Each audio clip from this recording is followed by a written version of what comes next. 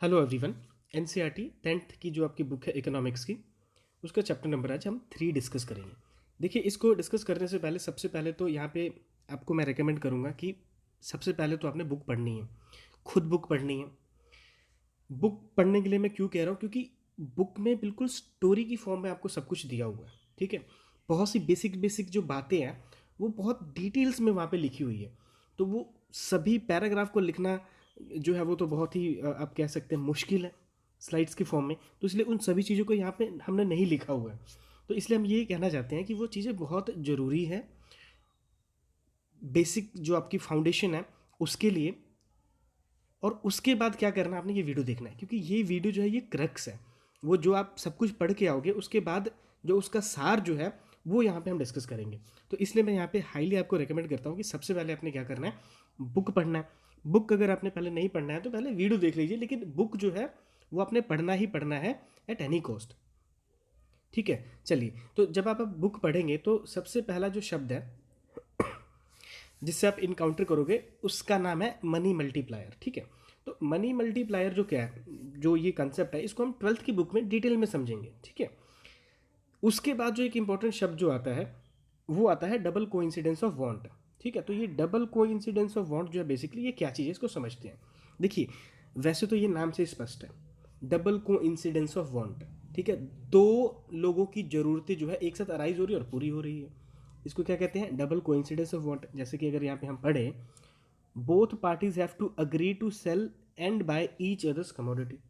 ठीक है, मतलब दो लोगों की ज़रूरतें जो है एक साथ में ही पूरी हो रही है, इसको क्या कहेंगे, डबल कोइंसिडेंस ऑफ वांट। कैसे समझने की कोशिश करते हैं, देखिए दो पर्सन है ए एंड बी। ठीक है, अब ए जो है मान लीजिए इसको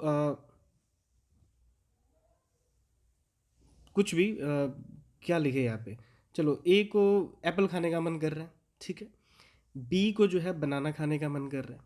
ये अब यहाँ पे एक सिचुएशन समझ के चलते हैं कि ए के पास मान लीजिए बनाना है, ठीक है, पर इसका मन क्या कर रहा है, एप्पल खाने का। बी जो है इसका मन कर रहा है बनाना खाने का, लेकिन इसके पास एप्पल है। ठीक है, तो अब क्या, अब देखिए, अब दोनों की ज़रूरतें जो है ये दोनों पूरी कर देंगे। क्यों, क्योंकि बी को क्या खाने का मन कर रहा है, बनाना। बनाना किसके पास है, ए के पास। तो ए जो है ए को खाने का मन कर रहा है एप्पल, और एप्पल किसके पास है, बी के पास है। तो ये क्या करेंगे, बहुत देखिए यहाँ पे इजीली जो है ट्रेड जो है अकर होगा यहाँ पे ए और बी के बीच में, क्योंकि इन दोनों की ज़रूरतें की जो चीज़ें हैं ये इन दोनों के पास है। ठीक है, तो इस सिचुएशन को ही हम क्या कहते हैं, इसको हम डबल कोइंसिडेंस ऑफ वांट कहते हैं। और ये एक बहुत ही इसेंशियल फीचर है किसका, बार्टर सिस्टम का। तो अगर आपसे पूछ लिया जाए कि बार्टर सिस्टम क्या है, यूपीएससी में तो नहीं पूछा जाएगा, लेकिन जनरल अंडरस्टैंडिंग और जो लोअर लेवल के जो एग्जामिनेशन होते हैं, ठीक है, उसके लिए बहुत ज़रूरी है कि ये बार्टर सिस्टम भला क्या चीज़ थी। तो बार्टर सिस्टम क्या था, इसको अगर हम इजी लैंग्वेज में समझने की कोशिश करें तो इसका मतलब होता है कि चीज़ के बदले चीज़। ठीक है, आपने एक चीज़ दी और एक चीज़ ली। ठीक है, इस सिस्टम को क्या कहते हैं, इसको बार्टर सिस्टम कहते हैं।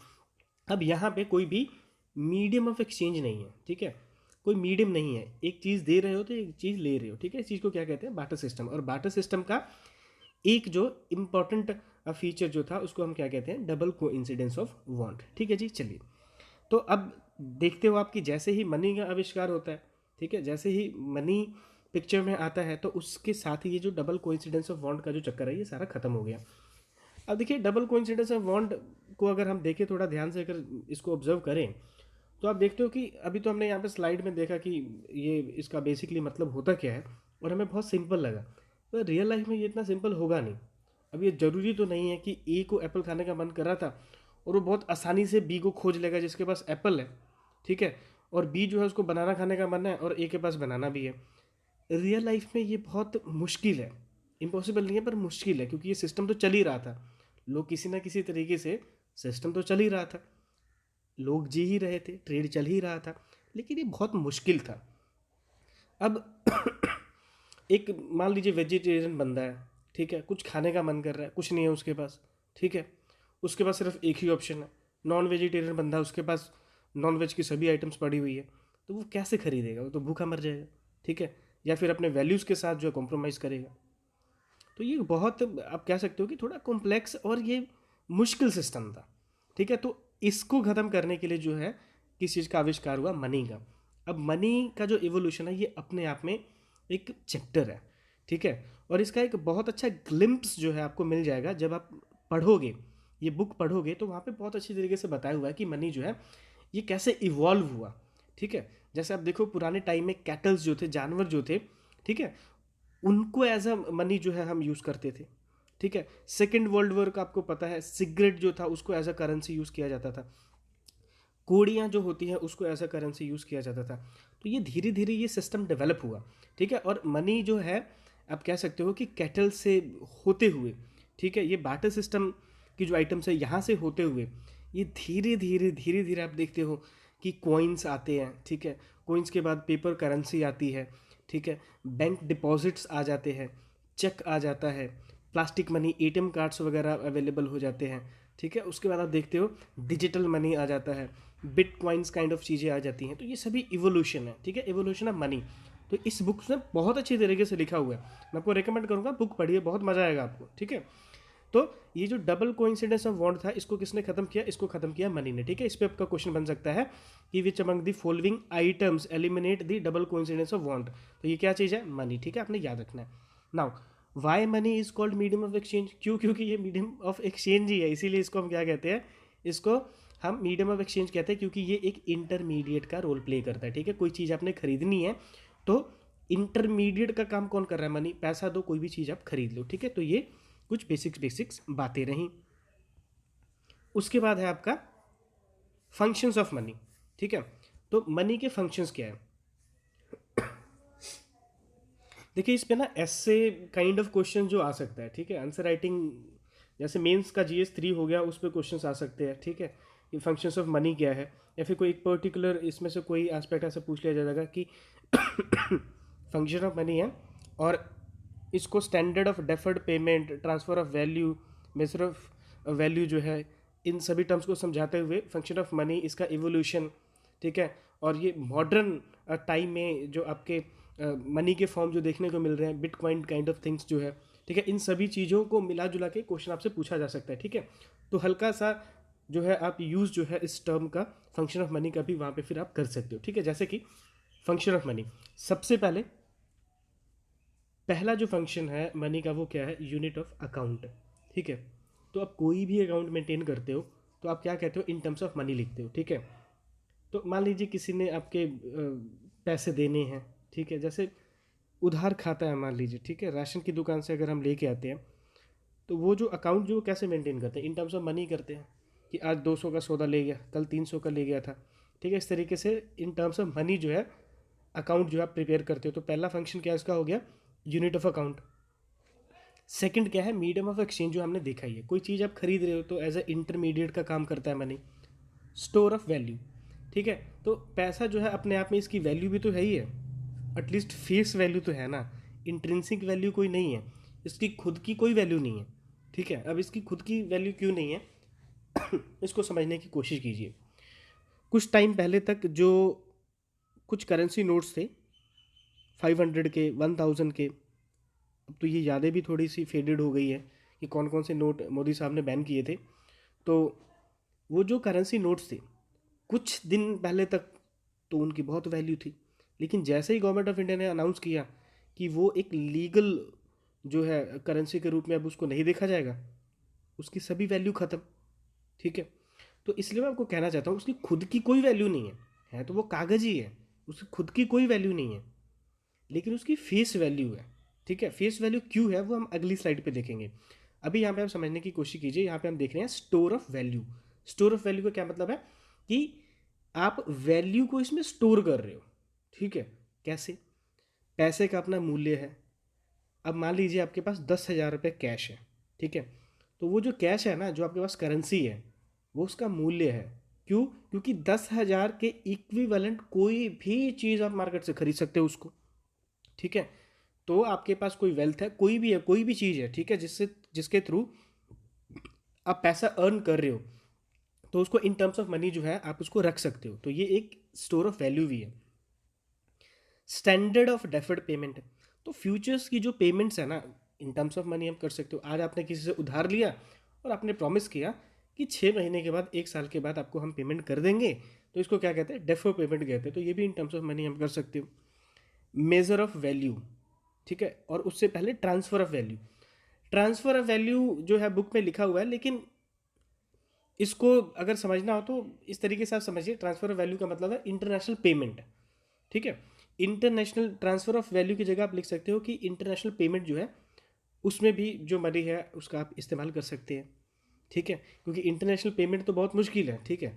दो कंट्रीज़ की अलग अलग करेंसीज है, और अगर दोनों के बीच में अगर अग्रीमेंट हो जाता है कि हम आपका करेंसी जो एक्सेप्ट कर लेंगे, हमारा कर लीजिए, तो इस तरीके से जो इंटरनेशनल पेमेंट जो है वो भी की जा सकती है। तो इसको ही बेसिकली ट्रांसफ़र ऑफ पेमेंट के ट्रांसफ़र ऑफ वैल्यू कहते हैं। देन मेज़र ऑफ वैल्यू, तो किसी चीज़ की क्या वैल्यू है आप in terms of money he calculate करते हो। ये मोबाइल फ़ोन कितने रुपए का है, ठीक है, ये लैपटॉप कितने रुपए का है, ये बुक कितने रुपए की है। तो किसी चीज़ की वैल्यू जो है हम in terms of value, in measurement जो है किसी चीज़ की इन टर्म्स ऑफ पैसा ही हम करते हैं। डिस्ट्रीब्यूशन ऑफ नेशनल इनकम, किसी देश की नेशनल इनकम कितनी है, ठीक है, और ये जो नेशनल इनकम है किन किन सेक्टर्स में कैसे कैसे डिवाइड हो रहा है, ठीक है, वो भी हम कैसे देखते हैं, इन टर्म्स ऑफ मनी ही देखते हैं। प्राइमरी सेक्टर से कितना पैसा आ रहा है, सेकेंडरी सेक्टर से कितना आ रहा है, टर्शरी सेक्टर से कितना आ रहा है, ये सब कुछ इन टर्म्स ऑफ मनी ही तो देखते हैं, ठीक है। उसके बाद मैक्सिमाइजेशन ऑफ सेटिस्फैक्शन, ठीक है। अब ये मतलब ठीक है, अब इसको कुछ हद तक तो ठीक ही है, मैक्सिमाइजेशन ऑफ सेटिस्फैक्शन, जितना ज़्यादा पैसा का उतना ज़्यादा आप सेटिस्फाइड होगे, ठीक है। लेकिन सेटिस्फैक्शन तो कभी आनी तो है नहीं। तो कुछ सेंस में ये स्टेटमेंट थोड़ा सा कंफ्यूजिंग है, but most of the cases में अगर आप देखोगे कि पैसा ही लगभग सब कुछ है, तो उस हिसाब से मैक्सिमाइजेशन ऑफ सेटिस्फैक्शन का जो फंक्शन है मनी का, उसको भी आप ठीक कह सकते हो। Then basis of credit system, तो क्रेडिट सिस्टम जो है इंडिया का, उसका जो बेसिस है क्या है, वो मनी तो ही है। चाहे आप बैंक से उधार लो तो मिलना तो आपको पैसा ही है, चाहे मनी लेंडर जो है, साहूकार लोग जो है, उनसे उधार मांगो तो मिलना तो आपको पैसा ही है। तो मनी जो है एक बेसिस प्ले करता है क्रेडिट सिस्टम का। देन लिक्विडिटी फ्रॉम वेल्थ, कोई चीज़ बेचो आपको क्या मिलेगा उसके बदले, पैसा, ठीक है। तो ये बहुत सारे मनी के फंक्शंस हो गए हैं, ठीक है जी। चलिए, उसके बाद अर्लियर फॉर्म ऑफ मनी क्या था। पहले अगर हम एंशियंट टाइम्स की बात करें तो अनाज जो था उसको एज ए मनी जो है हम यूज़ करते थे, कैटल्स को एज अ मनी यूज़ करते थे, कोइंस को एज अ मनी जो है यूज़ करते थे, सिगरेट्स जो थे जैसा कि मैंने आपको बताया था, इसको एज अ मनी जो है यूज़ करते थे। मॉडर्न फॉर्म ऑफ मनी क्या है, तो मॉडर्न अवतार अगर आप देखोगे मनी का, तो वो क्या है, पेपर नोट्स है, क्वाइंस है, डिमांड डिपॉजिट्स है। तो ये डिमांड डिपॉजिट वाली लाइन जो है ना, ये बहुत इंपॉर्टेंट है, इसको अलग से भी ये लिखा हुआ है, जैसा कि ये लाइन देखिए, since demand deposits are accepted widely as means of payment along with currency, they constitute money in modern economy, ठीक है। तो यहाँ पे क्वेश्चन जैसे अगर आ गया ना, ये स्टेटमेंट, जैसे आप यूपीएससी देखिए, पीसीएस के जो पेपर आप देखोगे तो वो स्टेटमेंट बेस्ड क्वेश्चंस होते हैं, ठीक है। तो ये स्टेटमेंट आपसे डायरेक्टली पूछा जा सकता है कि डिमांड डिपॉजिट जो है वो क्या वो मनी का पार्ट हो सकता है कि नहीं। डिटेल में हम देखेंगे मनी के जो फॉर्म है, M1 M2 M3 M4 जो है, वो 12th की जो बुक है ना वहाँ पे अच्छी तरीके से देखेंगे, ठीक है। फॉर द टाइमिंग ये स्टेटमेंट बहुत इंपॉर्टेंट है, इस पर MCQs आपका जो है बन सकता है, याद रखना आपने। डिमांड डिपॉजिट जो है ये मनी कंस्टिट्यूट करता है, ठीक है, मतलब कि मनी का एक पार्ट है। उसके बाद ये modern currency is without any use of its own, तो ये आपको पता ही है, इसकी खुद की कोई वैल्यू नहीं है। कब गवर्नमेंट ऑफ इंडिया अनाउंस कर दे कि भैया 500 के नोट बंद होने वाले हैं, कोई वैल्यू नहीं उसकी, है तो एक कागज़ का टुकड़ा ही है, ठीक है, समझ रहे हो इस बात को। तो ये आपने याद रखना है, मॉडर्न करेंसी जो है इसकी खुद की अपनी कोई वैल्यू नहीं है, इसकी जस्ट फेस वैल्यू है, ठीक है। अब सवाल यहाँ पे ये है कि अगर इसकी कोई वैल्यू है नहीं तो इसको हम क्यों एक्सेप्ट करते हैं, इसको एक्सेप्ट क्यों करते हैं, इसका जो उत्तर है वो है गवर्नमेंट इसको अप्रूव करती है, this is authorised by the government. तो क्योंकि गवर्नमेंट ने प्रॉमिस किया है, ठीक है। अगर आप करेंसी नोट आप देखोगे तो वहाँ पे कुछ लिखा भी होता है मेरे ख्याल से कि मैं धारक को इतने रुपए देने का वचन देता हूँ, ठीक है। तो वो गवर्नमेंट आपको प्रॉमिस कर रही है और लोगों के बीच में विश्वास बना हुआ है, ठीक है। ये दो बातें आपने याद रखनी है। ट्रस्ट लोगों के बीच में बना हुआ है कि आज मैं अगर इसको 10 रुपये देता हूँ और कोई चीज़ खरीद रहा हूँ तो वो एक्सेप्ट कर रहा है, और जो एक्सेप्ट कर रहा है उसको ये विश्वास है कि आज इससे 10 रुपये ले रहा हूँ तो आगे ये 10 रुपये मैं किसी तीसरे बंदे को दूंगा, वो भी एक्सेप्ट करेगा। तो विश्वास जो है आपस में लोगों के बीच में खुद का जो बना हुआ है कि इसको एक्सेप्ट किया जाएगा, पहला फैक्टर ये है। दूसरा फैक्टर क्या है कि गवर्नमेंट ने प्रॉमिस किया, गवर्नमेंट ने भी आपको विश्वास दिया है, ठीक है, इसको एज ए लीगल टेंडर आपने यूज़ करना है, ठीक है। तो ये दो फैक्टर्स हैं जिसके चलते जो मनी है उसको एक्सेप्ट किया जाता है as a medium of exchange, आपने याद रखना है, ठीक है। चलिए, तो इंडिया की अगर हम बात करें तो इंडिया में जो ये करेंसी जो है कौन इशू करता है? आरबीआई, ठीक है। अब एक क्वेश्चन आपने मुझे बताना है कि कौन से डिनोमिनेशन की करेंसी है या कॉइन है जिसको फाइनेंस मिनिस्ट्री जो है इशू करती है, ठीक है। ये क्वेश्चन आपने ढूंढना है इसका उत्तर कहीं ना कहीं से, और इसको कमेंट सेक्शन में आपने लिखना है, ठीक है जी। चलिए, तो as per Indian law other than RBI कोई दूसरी संस्था जो है करेंसी जो है इसको इशू नहीं कर सकती है, ठीक है। एक्सेप्शन जो है आपको मैंने पहले बता दिया, फाइनेंस मिनिस्ट्री जरूर है, ठीक है। इसके अलावा जो है कोई भी ऑर्गेनाइजेशन जो है इसको इशू नहीं कर सकती है।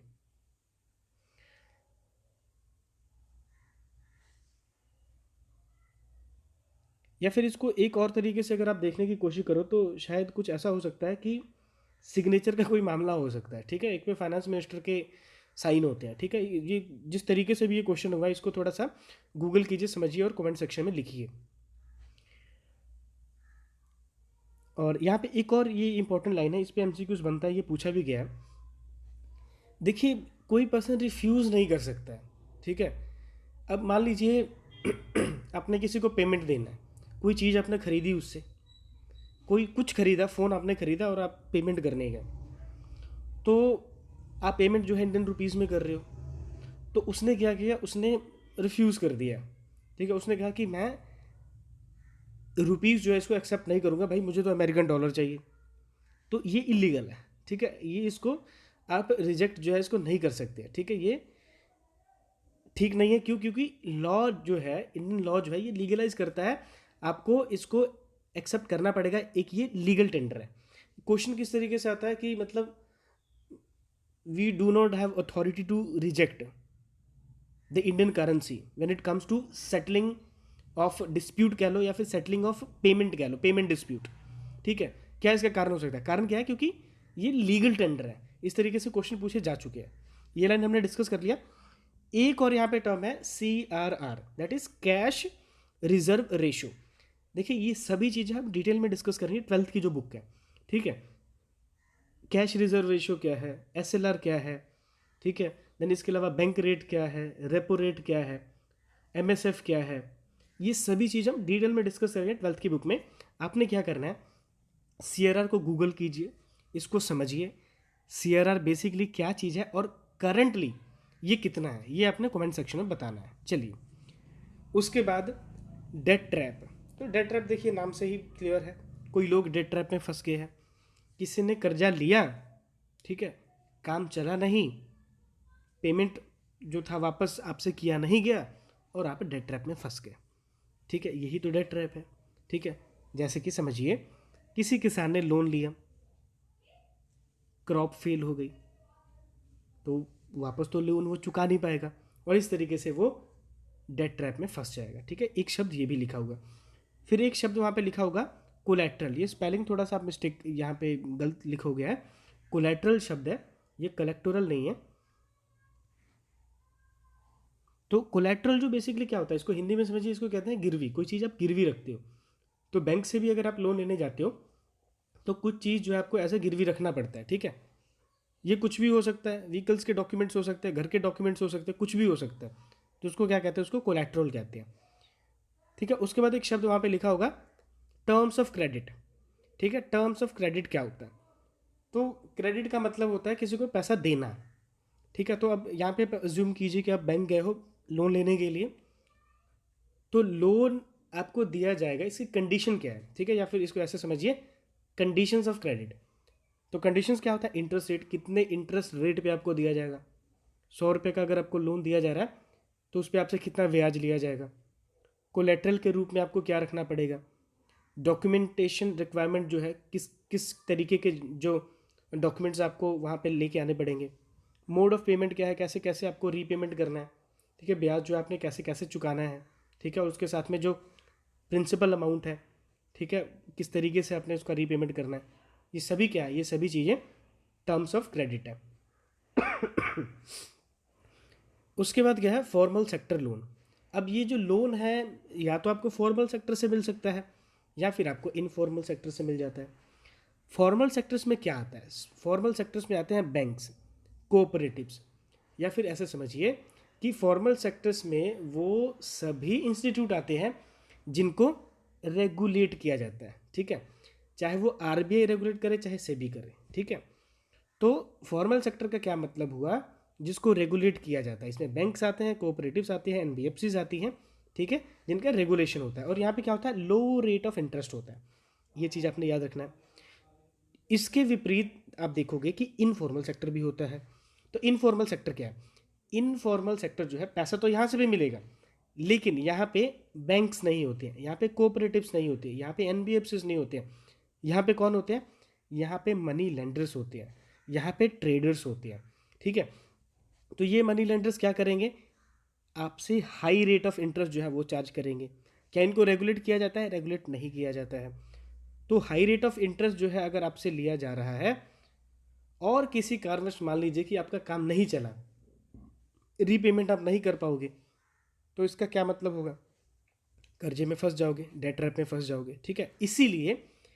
इसीलिए हमें बैंकिंग सिस्टम को जो है इंक्लूसिव जो है बनाना चाहिए, ठीक है, क्यों? ताकि लोग जो है डेट ट्रैप में ना फंस सके।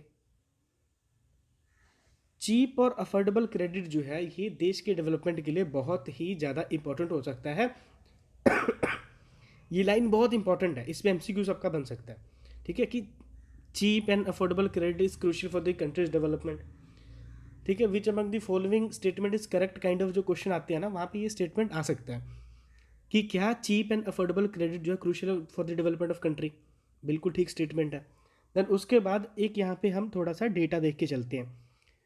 2012 का ये डेटा है जहाँ से हमें पता चलता है कि कौन कौन सोर्सेज से लोन जो है प्रोवाइड होता है। तो आम पब्लिक को 1% लोन जो है सरकार के द्वारा मिलता है। कोऑपरेटिव बैंक्स की अगर हम बात करें या सोसाइटी से 25% आ जाता है। कमर्शियल बैंक जो है वहाँ से भी 25%। दूसरे जो इंस्टीट्यूट है वहाँ से 5%। लैंडलॉर्ड जो है 1% देते हैं। अब ये देखिए थोड़ा चिंता का विषय है, मनी लेंडर्स 33%। अब आपको पता ही है, हमने पिछले स्लाइड में देखा 33% का क्या मतलब हुआ। अब ये वो लोग हैं जो लोन तो देते हैं लेकिन high rate of interest charge करते हैं। क्यों? क्योंकि इनको कोई रेगुलेट नहीं कर रहा है। तो इसलिए होता क्या है कि अगर मान लीजिए कोई लोन इनसे लेके गया है, अगर उसका काम नहीं चलता है तो क्या होगा? डेट ट्रैप में फंसेगा वो, ठीक है। तो ये इस तरीके से ये कुछ डेटा है, ये आपके काम आ सकता है आंसर राइटिंग में, ठीक है। फिर यही जो रिपोर्ट थी वहाँ से आपको पता चलता है कि ये जो डिस्पैरिटी है, ठीक है, ये आपको देखने को मिलती है अर्बन और रूरल में भी, मतलब कि अर्बन रूरल डिवाइड भी आपको देखने को मिल रहा है। अगर पुअर हाउस होल्ड की बात करें अर्बन एरियाज में, तो इनफॉर्मल सेक्टर से लगभग 80 से 85% जो है, 85 से 90% जो लोन है ये इनफॉर्मल सेक्टर से ले रहे हैं। और इसके बिल्कुल ऑपोजिट अगर आप देखोगे तो अर्बन एरिया में जो अमीर लोग हैं वो फॉर्मल सेक्टर से पैसा ले रहे हैं, ठीक है। तो ये फैक्ट्स हैं, ये इंपॉर्टेंट है, ये कहीं पे कोट करने के आपके काम आ सकता है। तो इसका सोल्यूशन क्या है? देखिए इसका एक सोल्यूशन क्या है? इसका एक सोल्यूशन तो ये है कि सेल्फ हेल्प ग्रुप बनाइए, ठीक है। अब यहाँ तक क्या है, आपको सेल्फ हेल्प ग्रुप जो है इनका जो स्ट्रक्चर है, किस तरीके से ये काम करते हैं, इसकी इन्फॉर्मेशन यहाँ पे मिल जाएगी। जैसे कि सेल्फ हेल्प ग्रुप में बेसिकली क्या होते हैं? ये जान पहचान वाले लोग ही होते हैं आपस में, ठीक है। पहली बात, 15 से 20 लोग होते हैं। सेविंग 25 रुपये से लेके मैक्सिमम, मतलब कोई इसका कोई खास कोई लिमिट नहीं है, ठीक है। मिनिमम 25 रुपये पे करके एक कमेटी टाइप का ये कुछ बना सकते हैं, ठीक है। अब ये जो पैसा जो इकट्ठा होगा, तो जो मेंबर्स हैं इसको एज अ लोन जो है लेके जा सकते हैं। हाँ, इंटरेस्ट रेट तो लगेगा ही लगेगा, नहीं तो सेल्फ हेल्प ग्रुप बनाने का मोटिव क्या है, ठीक है। इंटरेस्ट रेट आपको देने को मिलेगा, लेकिन खुशी की बात यह है कि जो ये इंटरेस्ट रेट होगा ये जो मनी लेंडर्स होते हैं इनसे तो कम ही होगा, ठीक है। और मान लीजिए कि अगर ये 1-2 साल तक ऐसे ही कंटिन्यू रहते हैं, इनका सेल्फ हेल्प ग्रुप जो ये है अगर ये काम करता रहता है, तो ये एलिजिबल हो जाते हैं बैंकिंग लोन के लिए। तो ये कितनी अच्छी बात है। फिर उसके बाद जब मान लीजिए बैंक अगर इनको लोन देता है तो ये किसके नाम पे होता है? ये in the name of group होता है। सेल्फ हेल्प ग्रुप का नाम क्या है? उस ग्रुप के नाम पे लोन जो है इसको सैंक्शन किया जाता है। उसके बाद मान लीजिए किसी की एक्टिविटी, किसी मेंबर की एक्टिविटी जो है वो इतनी अच्छी नहीं है, वो इतना लोयल नहीं है, या फिर आप कह लीजिए इतना डिसिप्लिन नहीं है इस ग्रुप को लेके, तो उसके खिलाफ खास जो सख्त किस्म का जो एक्शन जो है लिया जाता है, उसको बाहर भी निकाल दिया जाता है कमेटी से। तो ये कुछ रूल्स एंड रेगुलेशन जो बनाए गए हैं कि डिसिप्लिन काइंड ऑफ सिस्टम जो यहाँ पे बना हुआ है, उसको देखते हुए बैंकिंग सिस्टम जो है ये ज़्यादा हिचकिचाते नहीं हैं कि इनको लोन दिया जाए या ना दिया जाए। तो एक सबसे प्रोबेबल जो सोल्यूशन है कि इनफॉर्मल सेक्टर की जो लेंडिंग जो है जो आपको देखने को मिल रही है, उसको ख़त्म करने के लिए आपने क्या करना है, सेल्फ हेल्प ग्रुप बना लीजिए, इसके मल्टीपल बेनिफिट्स आपको देखने को मिलेंगे। ठीक है, अब लास्ट में हमने क्या करना है, कुछ स्टेटमेंट्स यहाँ पे देखते हैं। 2 स्टेटमेंट्स हमारे बच गए हैं। एक क्या है, इकोनॉमिक एक्टिविटीज़ रिक्वायर्स लोन्स और यू कैन से क्रेडिट। अब ये स्टेटमेंट जो है इस पर एमसीक्यूज आपका बन सकता है। ये सेकंड लास्ट पॉइंट हम देख रहे हैं, इकोनॉमिक एक्टिविटीज़ रिक्वायर्स लोन्स, बिल्कुल सही बात है। अब देखिए, किसी के पास अगर पैसा नहीं है मान लीजिए, तो वो क्या करेगा। देखिए, अल्टीमेट ऑप्शन तो पैसा ही है, पैसा आएगा, ठीक है, पैसा आएगा तो कोई काम शुरू होगा, कोई काम शुरू होगा तो किसी को काम मिलेगा, किसी को काम मिलेगा तो वो खर्चा करेगा। इसका अदर वे राउंड भी हो सकता है, ठीक है, कि काम करो तो पैसा मिलेगा। ये दोनों बात पैरेलली चलेगी, लेकिन हमारे एग्जाम्स के पर्सपेक्टिव से हमारे लिए इंपॉर्टेंट क्या है कि आपने ये स्टेटमेंट याद रखना है। इस पर क्वेश्चन आ सकता है कि क्या इकोनॉमिक एक्टिविटीज़ के लिए लोन जो है वो ज़रूरी है कि नहीं है। ठीक है, इकोनॉमिक्स एक्टिविटीज़ रिक्वायर्स लोन, ये बिल्कुल सही बात है। लास्ट में एक और स्टेटमेंट है जो कि बहुत इंपॉर्टेंट है कि क्या credit can always a positive impact. Credit have, यहाँ पे लिखिए, do credits have always positive impact. तो इसका जवाब है नहीं। क्रेडिट जो है, जो लोन आप लेते हो या लोन दिया जा रहा है, तो क्या हमेशा इसका पॉजिटिव इम्पैक्ट ही रहेगा, ये ज़रूरी नहीं है। देखिए, ये दोनों बातें ठीक हो सकती हैं। किसी को लोन मिला, उसका काम चल पड़ा, पॉजिटिव इम्पैक्ट है। किसी ने लोन लिया, काम नहीं चला, बिजनेस डूब गया, उसका नेगेटिव इम्पैक्ट हो गया। इसका मतलब क्रेडिट का हमेशा पॉजिटिव इम्पैक्ट नहीं रहता, ये आपने लाइन याद रखना है। ठीक है जी, चलिए, तो इसके साथ ही ये चैप्टर खत्म हो गया। दूसरे चैप्टर में बहुत जल्द मिलेंगे। ठीक है जी, चलिए, तब तक के लिए thank you so much for watching. जय हिंद।